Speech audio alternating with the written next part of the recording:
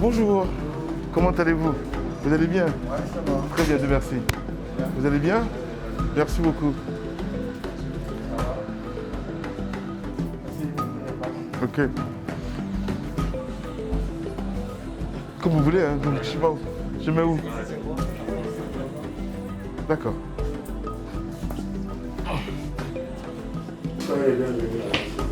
Merci beaucoup. Je souhaite un agréable séjour chez nous. Merci. Wow. Merci beaucoup. Merci. Merci beaucoup. Merci beaucoup. Merci. Merci. Donc on va au labo Merci. chimie. Ouais. On va ensemble.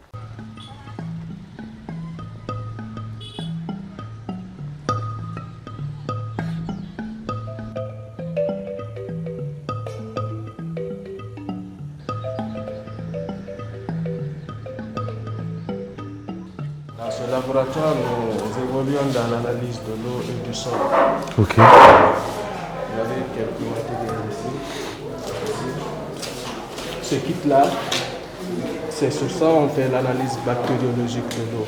De l'eau. Oui, D'accord. l'eau de boisson, voir si elle contient les coliformes. Ok. Cet autre kit s'occupe de l'analyse physico-chimique de l'eau.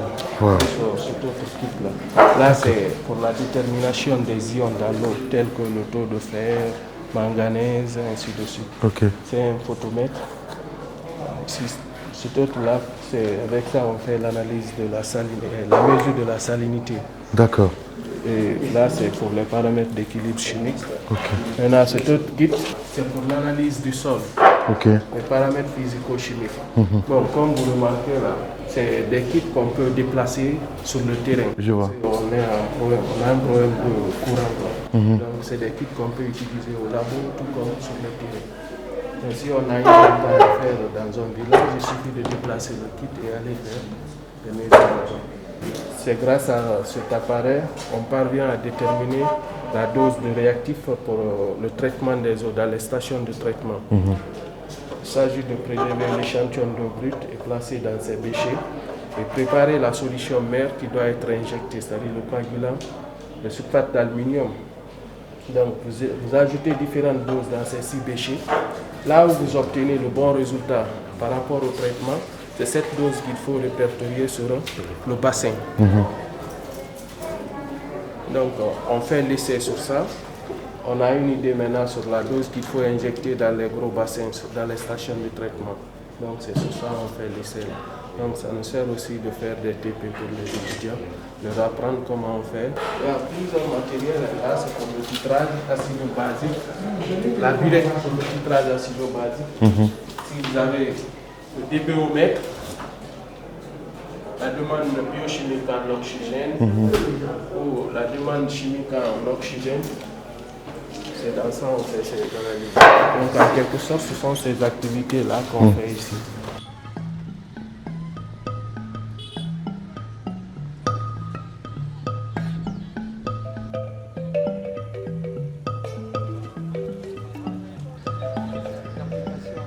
Bonjour.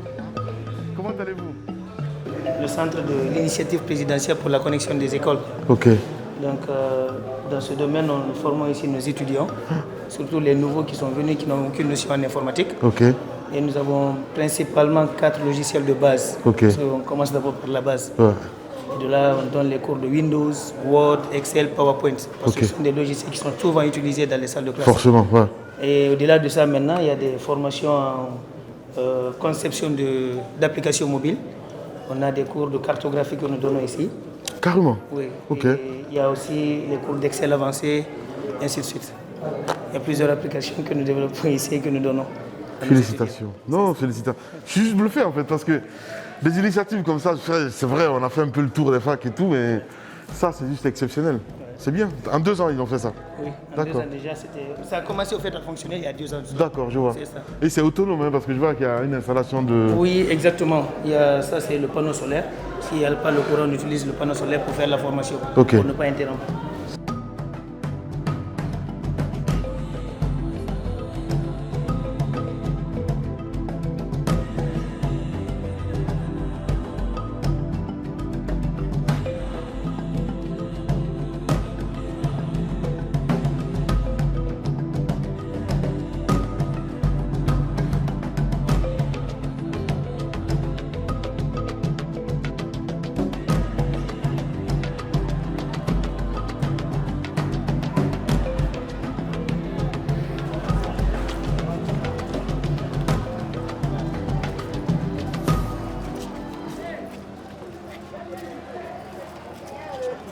Monsieur le Président du groupe Parafomédia, Mesdames et Messieurs, chacun à son titre et grade respectif.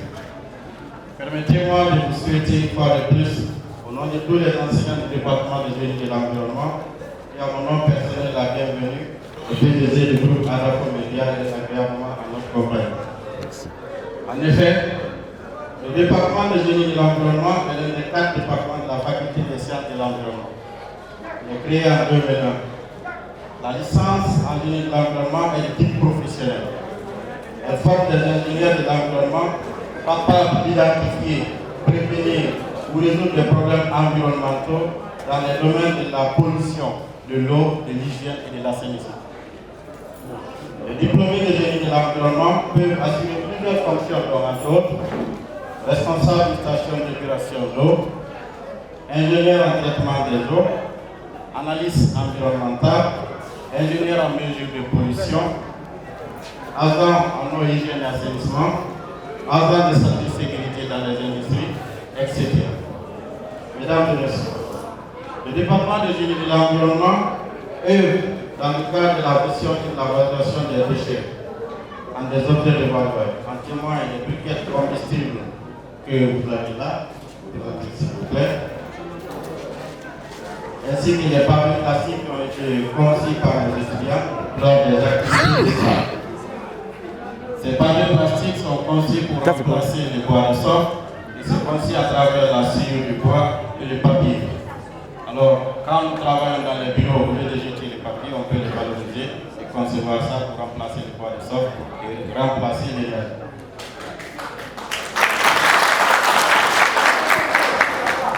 Les papiers plastiques également qui ont été conçus par nos étudiants lors de leur activité de stage sont conçus dans le cadre de l'assainissement pour pouvoir réduire la pollution ici à ces déchets plastiques qui ne font que proliférer. Mesdames et messieurs, je ne saurais terminer notre allocution sans rendre du blanc hommage à notre docteur, Dr Omar Keïta, qui a eu confiance au département de génie de l'environnement pour nous donner l'aménagement du stade que vous avez ici bien trouvé tout ça.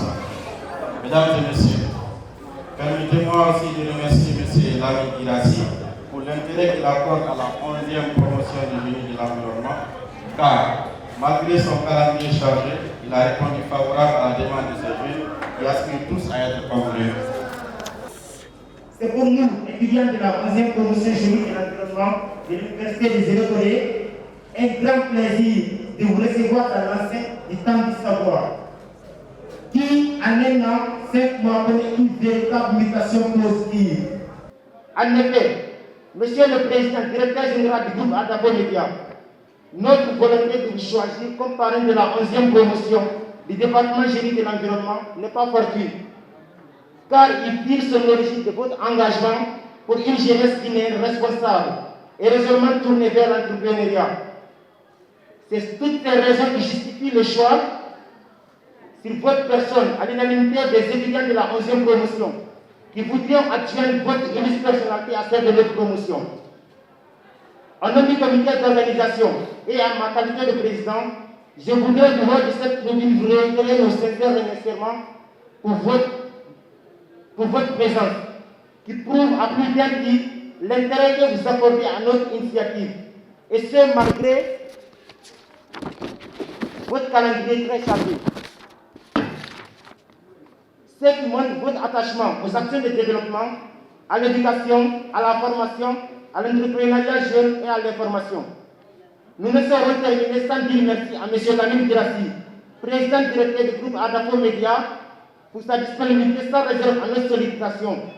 Mais aussi, nous disons grand merci au recteur pour tout le soutien et l'accompagnement que nous bénéficions de sa part. Vive l'Université des Zéro-Corée, vive le président directeur général du groupe Parafomédia, vive la 11e promotion génie de l'environnement. Je vous remercie. Vous regardez les reports, vous regardez dans les quartiers. Ouais. Toute cette jeunesse n'est pas là ce matin parce que vous les avez donné des vies. Je sais. Ils ne sont pas là ces jours parce que vous avez bâti des villages ou des logements sociaux.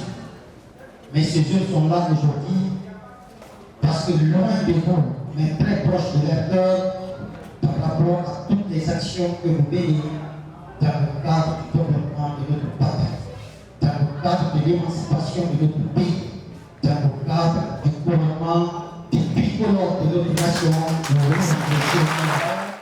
et les étudiants, bien entendu, de la licence 4 génie de l'environnement à travers la demoiselle Fatoumata Kimboutani, à ce faire le devoir de vous faire porter ce propos traditionnel, symbole de l'hospitalité des étudiants et étudiantes du temple du savoir en référence de l'excellence. Attends, je vais parler par là. Carrément.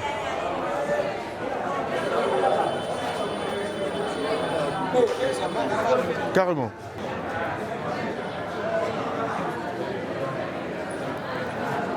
Ok. C'est une manière pour nous de vous souhaiter la... Merci beaucoup.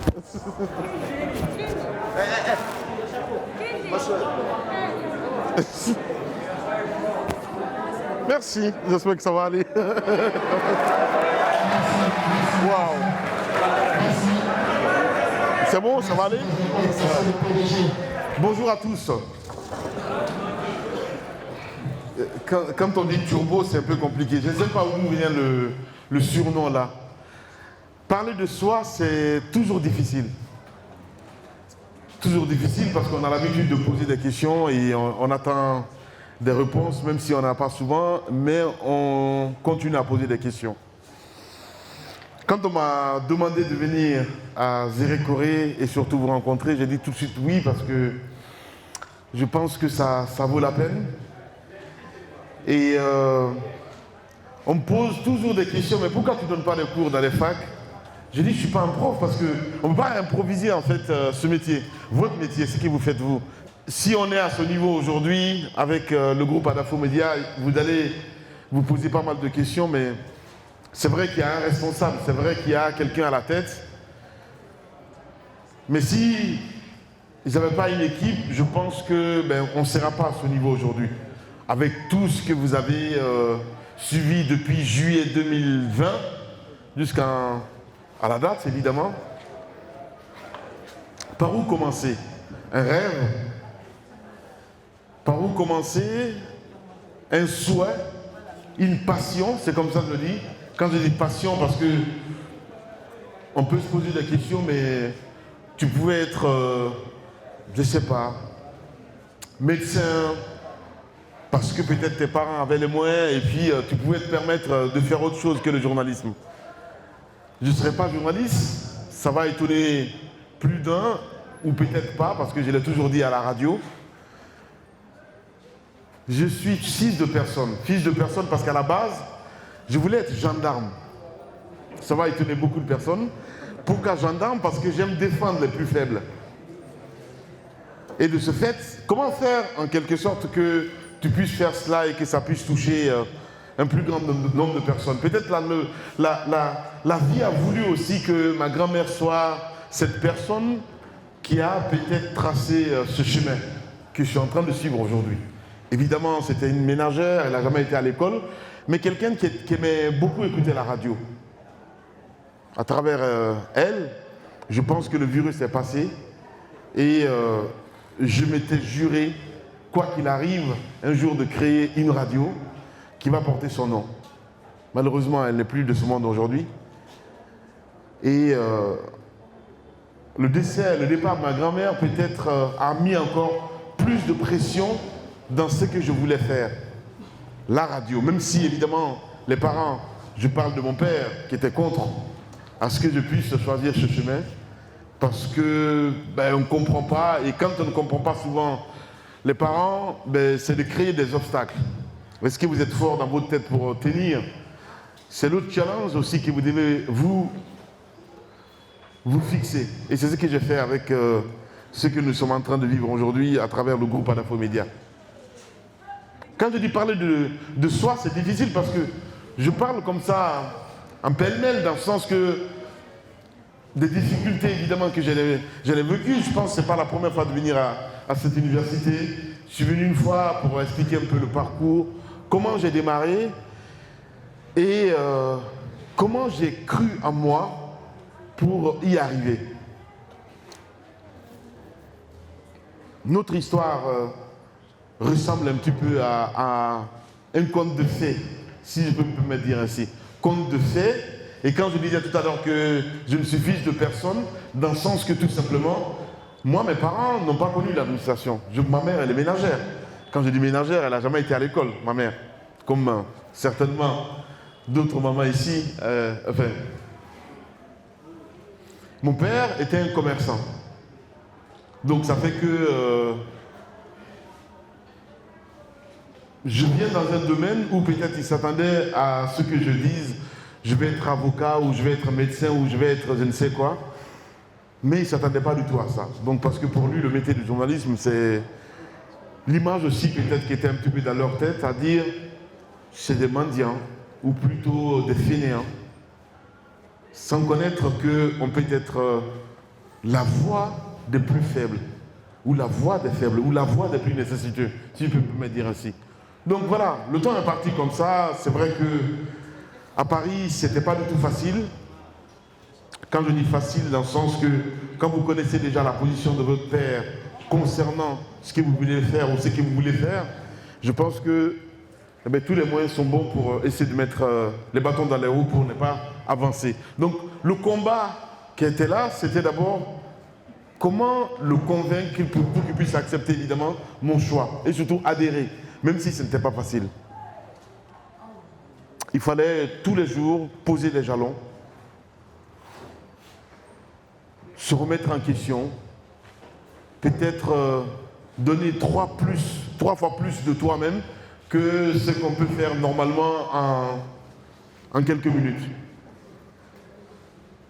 Ceci dit, avec la détermination, il a fallu faire des choses clandestinement. Quand je dis clandestinement, peut-être rencontrer des personnes dont tu ne peux même pas soupçonner que vous les rencontrez. C'est entre autres Daniel Valminos, qui était le patron de Média Tropical. Média Tropical, la première radio où j'ai commencé en région parisienne. Et donc avec le temps, j'ai intégré la radio avant de faire d'autres radios comme Fun Radio, Nîmes entre autres, et d'autres radios dans le Caraïbe, notamment au Canada. Et puis voilà. Donc c'est un petit peu ça. Si vous me demandez un petit peu le parcours, comment est venue l'idée après la Caraïbe de lancer Espace, c'est parce que j'avais fait une promesse à ma grand-mère à dire un jour je vais lancer une radio qui va porter ton nom. Ce n'était pas facile. Il fallait convaincre évidemment aussi mon grand-oncle. Quand je dis mon grand-oncle, c'est le grand frère de mon père, qui était un petit peu sceptique aussi et qui s'est mis un petit peu avec son frère à l'époque à dire non, si peut-être on crée les conditions d'échec, je pense lui-même il s'y rendra compte et puis il va se retourner. Donc arrivé en Guinée, on a commencé les démarches évidemment pour mettre Radio Espace FM à l'époque en place. Ce n'était pas facile parce que l'âge posait problème. Je rappelle, quand je suis venu, j'avais pas 30 ans à l'époque. Donc il fallait, là de ce côté aussi, parce qu'on n'a pas confiance aux jeunes, peut-être convaincre les interlocuteurs. Je parle d'interlocuteurs, je parle de JMJ, Justin Moral Junior, qui est mon mentor aujourd'hui, mais au départ, qui se posait des questions, mais comment à son âge, il peut avoir cette idée à se mettre à son compte, à créer une radio? C'est son droit le plus absolu. Peut-être de tous les patrons de médias en Guinée, j'étais le seul où ils ont créé à l'époque une commission qu'il fallait voir un petit peu mon intégrité. Est-ce que je suis sérieux? Est-ce que c'est quelqu'un qui est derrière moi? Parce qu'à mon âge, ils se disent que c'est juste pas jouable, c'est pas possible. Mais aussi créer d'autres déclinaisons comme Suite FM Guinée, Espace TV, Calac Radio qu'on a lancé récemment il y a 2 ans, et Calac TV aussi que nous avons lancé. Et aujourd'hui la marque s'exporte un petit peu à l'international, notamment le Mali et le Sénégal, c'est bien cela. Dakar, voilà. Donc j'ai fait un peu le résumé évidemment de mon parcours. Pourquoi tout ça? Parce que partout il y a la facilité, je pense qu'il faut se poser des questions. C'est juste pas normal. Voilà en résumé ce que je peux vous dire évidemment si on me donne la parole. Si vous avez des questions, évidemment, je suis à votre disposition. Merci beaucoup.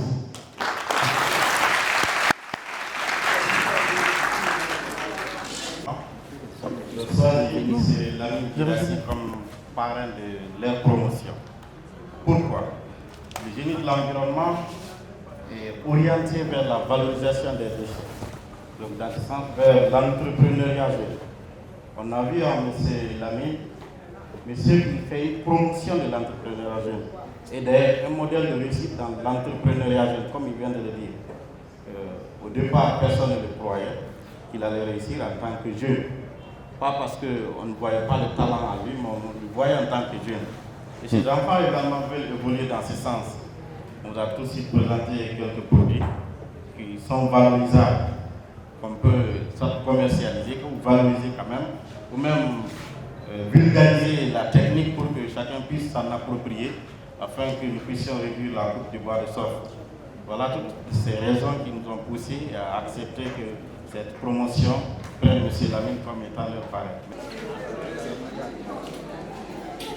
La raison ici qui nous a motivés. Vous avez un stylo quelque part, non? Ouais. C'est qu'en vous, on a trouvé que vous êtes un modèle de réussite pour tout un peuple. Vous êtes disponible pour la jeunesse guinéenne. En plus, vous avez montré ici au peuple de Guinée cette distinction de race ni d'ethnie qu'on peut réussir chez soi.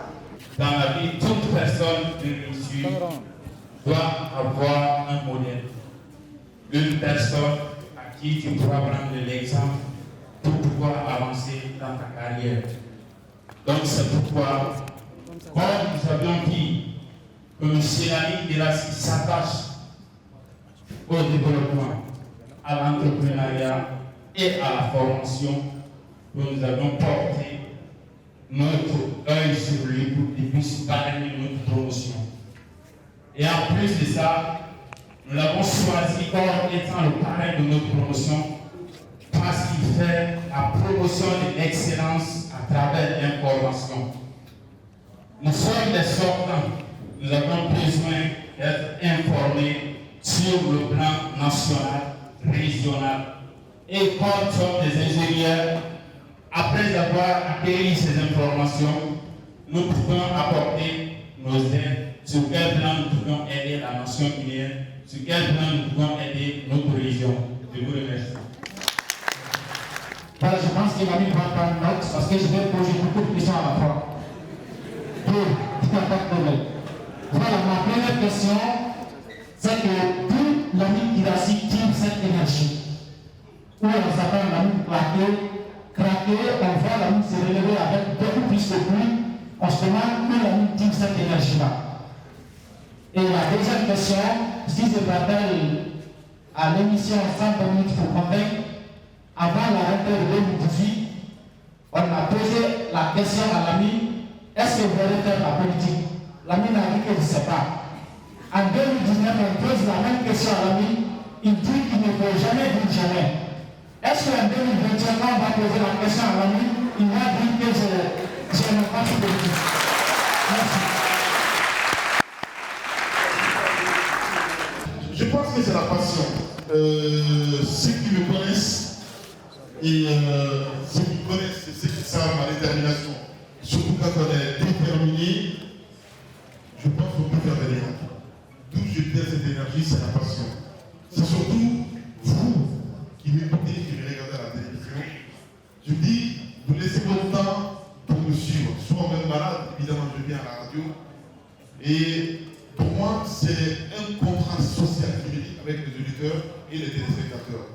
Donc, d'où cette envie de se dépasser, même si on n'est pas vraiment bien portant, mais à venir, donner ce qu'on peut. Et je pense que c'est la passion et surtout le respect que j'ai à votre égard, vous les auditeurs et les téléspectateurs. Politique, on a parlé tout à l'heure aussi que la question allait revenir évidemment. Pour dire, est-ce que demain, il va se lancer en politique?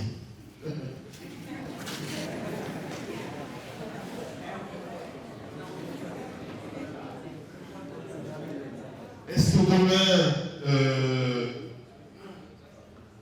je peux me retrouver à la tête Je disais tout à l'heure à la radio que je suis guinéen, comme tout le monde. Et que de ce fait, tous les jours, je dénonce à la radio pour prôner pour la bonne gouvernance. Et si cette possibilité est donnée d'aller penser dans le cadre des politiques, pourquoi pas? Et qui s'appelle politique? Qui fait politique? Qu'est-ce que politique? C'est l'autre question qui va se poser. C'est vraiment que s'il n'y avait pas un plan d'action concernant par exemple le projet à la média, qu'on allait arriver à ce point. Non. Donc ça veut dire qu'il y a eu un plan d'action, ça veut dire qu'il y a eu une politique. Quelle politique nous avons aujourd'hui à l'Infomédia pour avancer, pour aller de l'avant? C'est parce que tout simplement on est structuré. Et chaque année, on s'est dit, nous avons des objectifs à atteindre.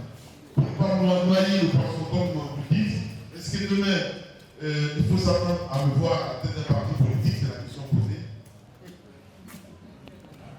Si tu vas avoir une réponse, il vivra bien. Voilà. Merci.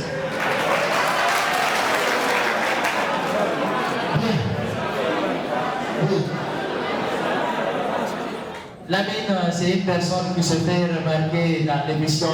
Si c'est ça le bonheur, il est toujours avec les paysans. Mais ça m'a étonné un jour que Moïse dise au grand Dieu que Lamine ne connaît pas la couleur de 2000 francs. Et Lamine ne connaît pas la couleur de 2000 francs, notre monnaie. Alors, ma question est de savoir que après la vague de démission au niveau de l'Infomédia, notamment Roby, qui était très proche avec vous, est parti au niveau d'un autre média, et surtout Aboakar Diallo, comment vous avez réussi à gérer ça de façon personnelle et professionnelle? Je connais la couleur, je veux dire vrai sincèrement, ceux qui me pratiquent, ceux avec qui je marche, je suis très allergique aux chiffres, pour te dire vrai. Est-ce que tu veux souligner que c'est une mise en scène, le documentaire, ici c'était ça le bonheur, où tu vas aller d'ailleurs te retrouver dedans, parce qu'on est en train de tourner évidemment le documentaire. Non, mais parce que c'est la réalité, sincèrement parlant. Pour te dire vrai, on s'étonne souvent du succès quand on ne l'attend pas. Moi je fais juste mon boulot, et si ça peut avoir un retour de l'autre côté, tant mieux. Tu parles de vague, attention au mot. Ce n'est pas une vague de démission à l'Infomédia. À l'Infomédia, c'était 206 personnes. Si on perd 20, on peut dire, si on était déjà préparé. Et sincèrement, ce sujet, c'est tellement sensible dans le sens que tout simplement, quand tout est fait pour nous détruire, et qu'il y a une haine derrière les manœuvres qui sont passées, je pense que je l'ai évoqué tout à l'heure, depuis le mois de juillet. Comment on a fait à la fin du compte pour résister et pour rester toujours là? Pourquoi je m'invite ici? Pas que je m'invite, mais pourquoi m'inviter pour que je puisse venir vous parler? Parce que tout simplement, je pense, elle l'a dit tout à l'heure, il y a une référence. Il y a quelque chose qu'on dégage et qui vous parle. Que les collègues qui sont partis dans d'autres médias, je pense, dans toute relation, il y a une rencontre, il y a une séparation. Et on n'est pas obligé de rester 20 ans avec une personne, surtout une émission à grande écoute comme les GG. Si vous êtes un auditeur fidèle des grandes gueules, que j'ai anticipé tout ce qui s'est passé depuis 2018, si vous êtes un auditeur fidèle, vous allez vous rappeler qu'il y avait une bonne annonce qui passait dans l'émission à dire que nous rechangeons des grandes gueules. Si vous vous rappelez. Donc ça veut dire que j'étais déjà au courant de ce qui se travaille. Donc ça veut dire que j'étais en avance sur les ennemis. Parce que j'avais des informations. Et sincèrement, on est 14 millions de Guinéens. Comment vous avez fait pour découvrir Namba? Comment vous avez fait pour découvrir Moussa Moïse? Ils travaillent dans notre média. Parce qu'on a su les mettre en valeur. Et que mon souhait le plus ardent, c'est que mon futur collaborateur ou ma future collaboratrice puisse sortir de cette salle de même qu'on puisse collaborer. C'est ça aussi. Donc, ce n'est pas un fait en soi à dire oui, telle personne part. Non. Il faut dissocier l'émotion du travail. C'est très important. Comment j'ai vécu tout ça, pour moi, c'était écrit et ça devait se passer comme ça. Et c'est pour autant de me lamenter. Moi, je suis un ouvrier. Je l'ai toujours dit. Je ne suis pas un patron. À Espace, j'ai un premier avenir et le dernier à partir. Ça ne veut pas dire que les autres sont des fainéants. Est-ce que c'est une manière de donner le ton? Non, c'est pas comme ça. Merci beaucoup. Moi, c'est Frère Washington, étudiant en licence droit sur la géologie. Alors, ma question est la suivante. Monsieur Lamine Duasi, pourquoi vous avez choisi d'être journaliste alors que dans votre intervention, votre passion était d'être un gendarme? Ma question ici, je voudrais savoir pourquoi la télévision d'Espace n'a pas un programme religieux bien défini. J'aimerais savoir les journalistes qui sont quittés de l'Afrique-Média au profit des autres médias. J'ai entendu des rumeurs qui sont quittés à cause des salaires qui sont mal payés. C'est ça que j'appelle. Donc, j'ai la même en question devant moi. J'espère que je vais une réponse fiable. La deuxième question, j'aimerais savoir si les journalistes ont décidé de se retourner dans votre Média, est-ce que vous les accepterez de vous?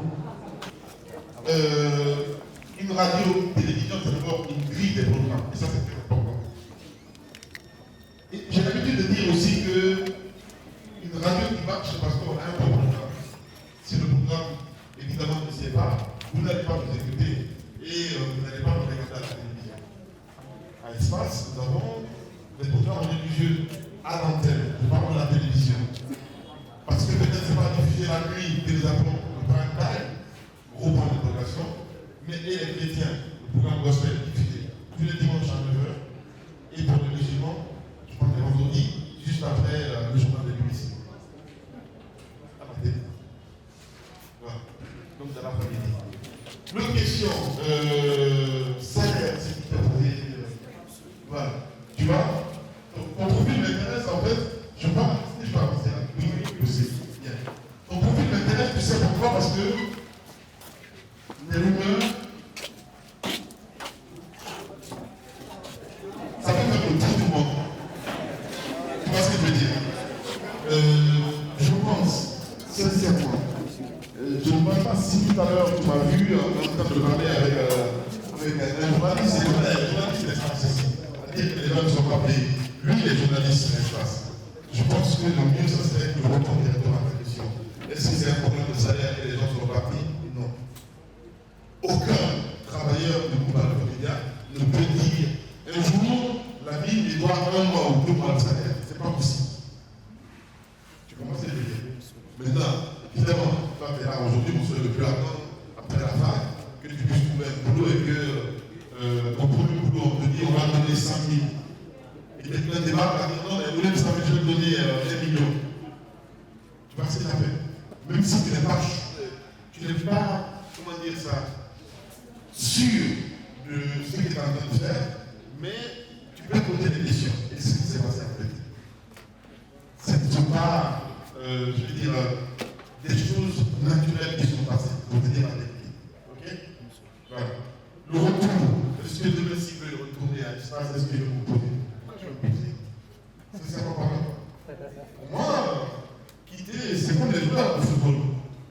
Tu vois ce que je veux dire? L'espace, ça fait trop seul en gros. Si maintenant les gens viennent à dire, ils vont nous taquiner pour dire non, vous n'êtes pas seul, nous on serait là, on peut faire quelque chose, allez-y. Mais dans les 4 mois, c'est la fin de saison. Et on a fait dernièrement le sondage. On écrase encore tout le monde. Allez-y comprendre. L'année passée, on est passé ici il y a 2 ans. 4, 2017. 2017. Voilà. 18, 2018, il y a 3 ans. Je ne sais pas que ça a changé. Mais je ne peux pas faire un jugement d'une visite que j'ai fait juste 10 minutes. C'est pas possible. Je suis toujours de ceux qui pensent que les jeunes peuvent changer les dons. Apparemment, c'est un jeune à la tête de l'université. J'espère qu'il sera à la hauteur, évidemment, de la confiance qu'on fait en lui. Est-ce que l'université est différente de la fois où je suis passé l'année dernière, il y a 2 ans ou il y a 3 ans? Je ne peux pas me prononcer dessus, c'est pas possible. Ramadan Show, c'est comme toi. Ramadan, c'était un auditeur qui appelait dans les libres antennes l'émission que j'ai à l'antenne d'Espace Radio, qu'on a appelé, qui a changé de nom, on appelle maintenant Constellage.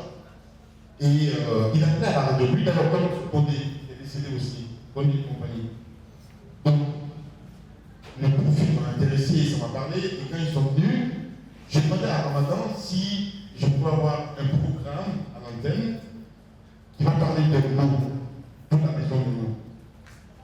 À la base, c'est pas un slammer, alors on n'a pas du tout. Est-ce qu'on peut dire poète, gros point d'interrogation. Mais c'est faire des choses avec les phrases, avec les mots. Donc on s'est dit les mots, donc c'est quelqu'un qui est là depuis la radio. Si vous vous rappelez de lui, on a pensé aujourd'hui parce que je sais qu'à chaque fois, les gens nous interpellent par rapport à ce programme. Et on s'est dit peut-être pourquoi pas le mettre aussi à la télévision. Est-ce que ça va avoir le même effet au point d'interrogation? Merci beaucoup. Par rapport à ceux qui sont partis, et vous savez, dans la vie, tout est une question de choix. Et chacun prend des décisions et il assume. Donc ceux qui sont partis, on ne va pas lancer la pierre. Ce sont des collègues, on garde toujours de bons rapports. Et la preuve est que même ce matin, j'ai appelé un de mes amis, Mamadou Diallo, qui était présentateur, qui présentait le 14h les vendredis et samedi. Donc c'est pour vous dire que s'ils sont partis, c'est de leur plein gré. Et parmi ceux qui sont partis encore, beaucoup d'entre eux gardent encore des rapports avec lui. Donc ce n'est pas une question de salaire, encore une fois, c'est une question de choix et d'intérêt personnel. Donc s'ils sont partis, c'est de leur plein gré. Encore une fois, et c'est comme une équipe de football, il a dit tout à l'heure, et comme nous le disons d'ailleurs, c'est un tableau. Donc les gens partent, après pour revenir, ça dépend. Dans toute relation humaine, il y a la séparation, même si parfois ce sont des séparations qu'on ne souhaite pas, mais il faut s'attendre à cela. Donc c'est ça. Et aujourd'hui, je suis fier de dire que alors, les collaborateurs que j'ai, beaucoup sont venus aussi d'autres médias qui étaient de la classe également. Aujourd'hui, beaucoup d'entre eux sont mariés. S'ils n'avaient pas un bon salaire, ils ne se seraient pas lancés dans un projet de mariage. Et c'est l'occasion de vous annoncer qu'il y a un troisième ou un quatrième également qui se marie bientôt et qui est dans cette salle.